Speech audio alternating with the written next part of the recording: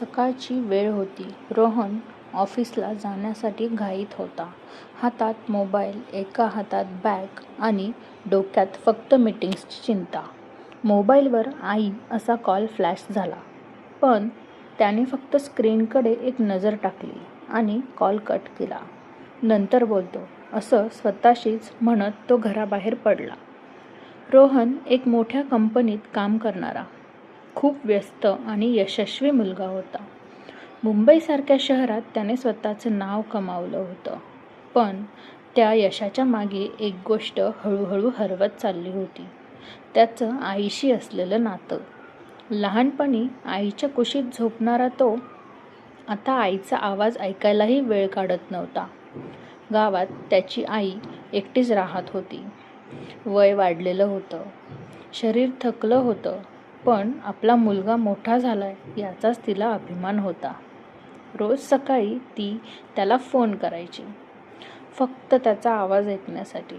बाळा, जेवलास का? हा तिचा नेहमीचा प्रश्न असायचा.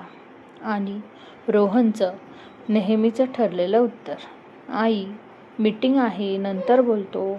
त्या दिवशीही तिने फोन केला होता, पण आज तिच्या आवाजात काहीतरी वेगळं होतं. थोडा थरथराट, थोडी घाई. तिला काहीतरी सांगायचं होतं, पण रोहनने तो कॉल उचलला नाही. ऑफिसमध्ये पोहोचल्यावर रोहन कामात इतका गुंतला की त्याला वेळ कसा गेला ते कळलंच नाही. एकामागून एक मीटिंग्स, प्रेझेंटेशन, कॉल्स. त्याच्या आयुष्यात सगळं चालू होतं, पण एका कॉलचं उत्तर देण्यासाठी त्याच्याकडे वेळ नव्हता. दुपारी अचानक त्याच्या मोबाईलवरती गावातून एक अनोळखी नंबर आला. सुरुवातीला त्याने दुर्लक्ष केलं, पण सतत कॉल येत असल्यामुळे शेवटी त्याने तो फोन उचलला. हॅलो, रोहन बोलतोय. दुसऱ्या बाजूनी एक ओळखीचा आवाज होता, शेजारचे काका. रोहन, तुझी आई. ते शब्द अर्धवटच थांबले. रोहनच्या हृदयाची धडधड वाढली. काय झालं आईला? तो घाबरून विचारू लागला. काही सेकंद शांतता होती आणि मग काकांनी सांगितलं, बाळा, तुझी आई आता आपल्यात नाही. तो क्षण रोहनसाठी काळ थांबला होता. त्याच्या हातातून मोबाईल खाली पडला. डोळ्यांसमोर सगळं अंधारलं. त्याला काहीच ऐकू येत नव्हतं. फक्त एक गोष्ट त्याच्या डोक्यात फिरत होती, आईचा शेवटचा फोन, जो मी उचलला नाही. तो लगेच गावाकडे निघाला.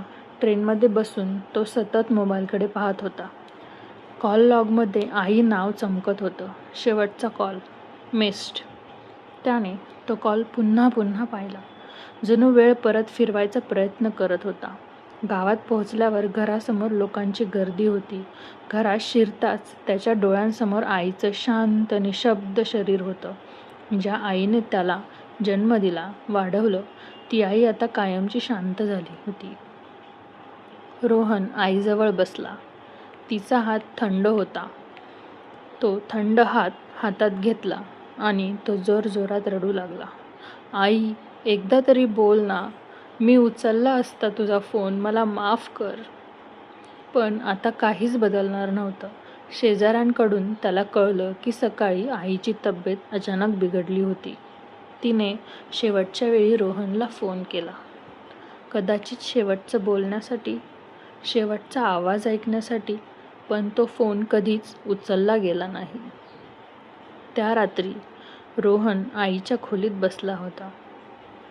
त्याला तिचा जुना मोबाईल सापडला. त्याने तो उघडला आणि त्यात एक व्हॉइस मेसेज दिसला, रोहन नावाने सेव्ह केलेला. कंपणाऱ्या हातांनी त्याने तो मेसेज प्ले केला. बाळा, कसा आहेस? आज थोडं बरं वाटत नाहीये, म्हणून फोन केला होता. फक्त तुझा आवाज ऐकायचा होता. तू खूप मोठा झालायस, मला तुझा अभिमान आहे. वेळ मिळाला की फोन कर, मी वाट पाहते. तो आवाज ऐकून रोहन पूर्णपणे कोसळला.